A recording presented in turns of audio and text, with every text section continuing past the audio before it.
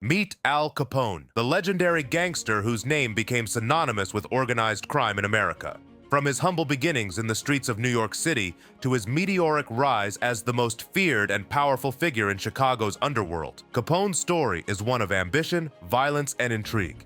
But how did a young Italian immigrant transform himself into the notorious Scarface? What drove Capone to pursue a life of crime? And how did he navigate the treacherous world of Prohibition-era America to amass unimaginable wealth and power? Join us as we dive into the captivating story of the greatest gangster America has ever known. Born in 1899 to an Italian family in New York City, Al Capone's upbringing was marked by early signs of his destined path. Growing up amidst ethnic tensions, he exhibited leadership qualities, forming a gang and engaging in confrontations, foreshadowing his future in the underworld. Expelled from school at 14 years old, he embraced life outside conventional norms, drifting through various jobs until guarding a bar owned by gangster Frankie Yale, where he earned the name Scarface after a violent encounter. Driven by ambition, Capone delved deeper into organized crime, leveraging his association with Yale to ascend in prominence. Despite setbacks, including brushes with the law, his ambition remained constant. Under the mentorship of Johnny Toro, he honed his skills, leading to a symbiotic relationship as they climbed the ladder of power. Together, love intervened when Capone met Malin, an Irish girl, leading to marriage and the birth of their son, Albert. Despite efforts to lead a respectable life, Capone's return to the underworld was inevitable after his father's passing. Reuniting with Toro, they ventured to Chicago, where under Big Jim Colosimo's patronage, Capone's notoriety soared, solidifying his status in the criminal underworld.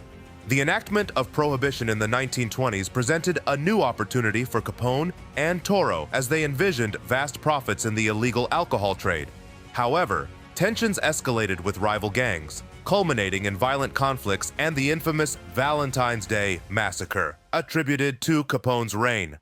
However, his aspirations clashed with the reticence of his superior, Big Jim Colosimo, who preferred to stick to the lucrative domains of gambling and prostitution.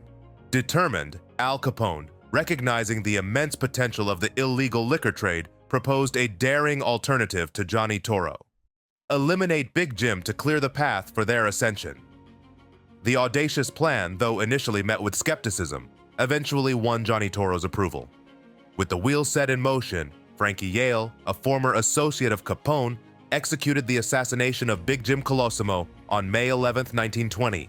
In the aftermath, Johnny Toro swiftly assumed leadership, catapulting both himself and Capone into positions of unparalleled influence within the Chicago underworld. Amidst the chaos, Johnny Toro advocated for a more strategic approach, urging Capone to temper his fondness for violence with diplomacy. He recognized the value of intellect over brute force, emphasizing the importance of discretion and cunning in navigating the treacherous waters of organized crime. As tensions escalated and Chicago descended into its bloodiest era, Johnny Toro's guidance served as a beacon of pragmatism amidst the storm of violence. Through his tutelage, Capone learned the art of subtlety, mastering the delicate balance between coercion and negotiation in his quest for supremacy.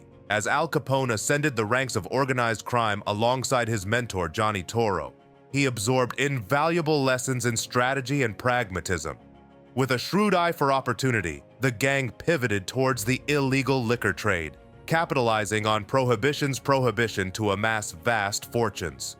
Capone, recognizing the potency of diplomacy over brute force, employed a sophisticated network of bribes to secure control over Chicago's underworld. However, as his influence burgeoned, Capone developed a liking for luxury, flaunting his wealth and status with flamboyant displays. Adorned fancy attire and boasting a diamond ring worth $50,000, Capone relished the spotlight, cultivating an image of influence and power. Yet, his liking for spectacle attracted unwanted scrutiny, worsening the mounting charges against him. In a bid to whitewash his image, Capone portrayed himself as a benevolent benefactor, channeling funds to the less fortunate and garnering public adoration. Despite his philanthropic facade, Capone's criminal activities remained thinly veiled, concealed behind a facade of legitimate businesses, including furniture stores serving as fronts for his illegal operations. With his wealth and influence surging, Capone's monthly income soared to over $100 million, a staggering sum even by today's standards. Yet this was merely the genesis of Capone's empire, as he and Toro sought to expand their reach into the rural hinterlands surrounding Chicago. Amidst tightening law enforcement in the urban center, the rural expanses offered fertile ground for further expansion and increased profitability. Eager to consolidate his power and ensure the prosperity of his kin, Capone relocated his family from New York City to a lavish house in Chicago. Welcoming his older brothers Ralph and Frank into the fold, Capone entrusted them with key roles within his burgeoning syndicate, cementing their collective grip on the city's underworld. In 1923, as the Outfit Gang, led by Johnny Toro and Al Capone, consolidated their dominance over Chicago's underworld, a tide of envy and greed surged among rival gangs. Desperate to claim a larger slice of the illegal liquor trade, these competitors encroached upon Outfit territory, sparking a vicious conflict known as the Beer Wars. Throughout that year, the streets of Chicago ran red with blood as armed skirmishes, assassinations, and bombings ravaged the city. However, by 1924, the dust began to settle, granting Johnny Toro and Al Capone a semblance of stability. With Toro temporarily departing for Italy to tend to his ailing mother, Capone assumed full control of the gang, cementing his position as the undisputed ruler of Chicago's criminal underworld. Reports suggested that an astonishing 60% of Chicago's officials and police officers were under Capone's sway, ensuring his dominance over the city.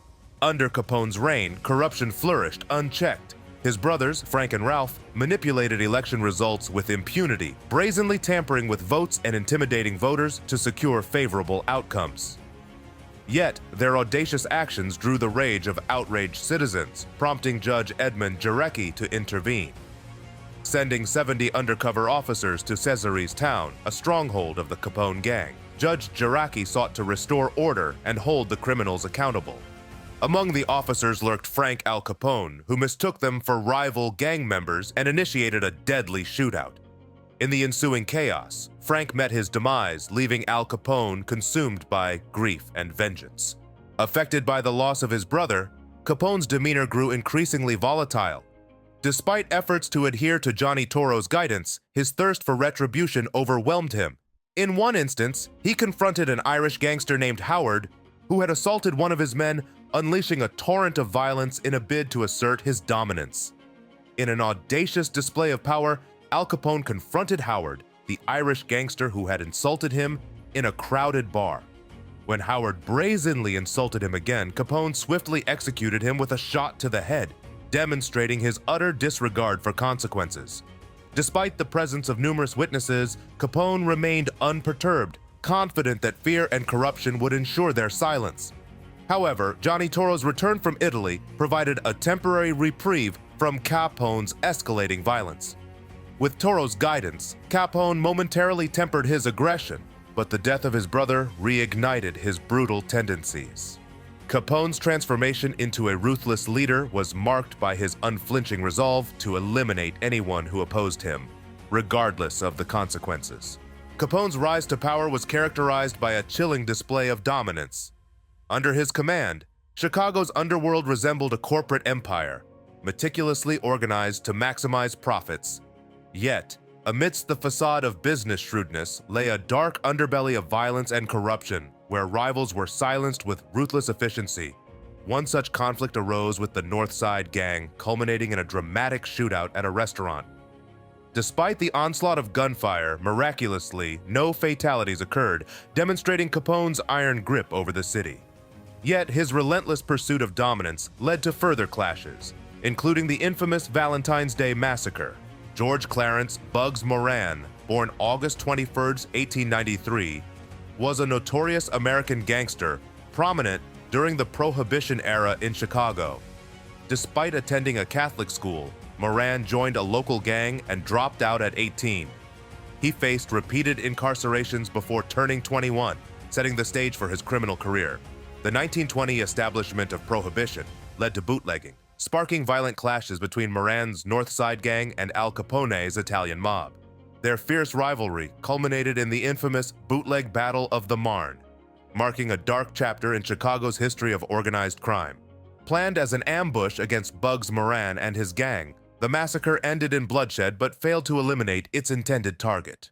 Moran's unexpected delay spared his life, but the carnage shocked the city and drew unwanted attention to Capone's reign of terror.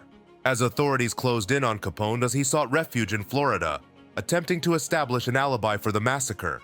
Nevertheless, the atrocity thrust him under the scrutiny of law enforcement, marking the beginning of his eventual downfall. Despite his iron-fisted control, Capone's violent reign would soon come to an end as the law tightened its grip around Chicago's most notorious gangster.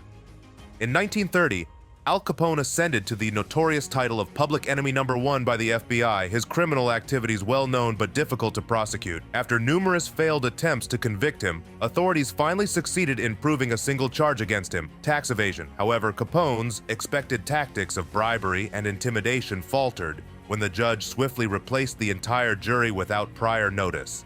Facing unfamiliar jurors, Capone found himself convicted of tax evasion and sentenced to an unprecedented 11 years in prison in 1931, marking a significant blow to his criminal empire. Despite imprisonment, Capone continued to wield influence over his gang from behind bars, prompting his transfer to the impenetrable Alcatraz in 1934. Alcatraz's isolation plunged Capone into a world of complete detachment from his former life. But his downfall took a more tragic turn as syphilis ravaged his mind. By 1939, Capone's mental faculties had regressed to that of a child, prompting his release from prison due to his incapacitation. He spent his remaining years afflicted by the disease until his death in 1947 at the age of 48. Capone's pitiful demise stood in stark contrast to his infamous criminal career, yet his legacy endures as one of history's most notorious figures. Don't forget to hit the like button if you found the content informative and engaging. And if you haven't already, be sure to subscribe to our channel for more fascinating stories.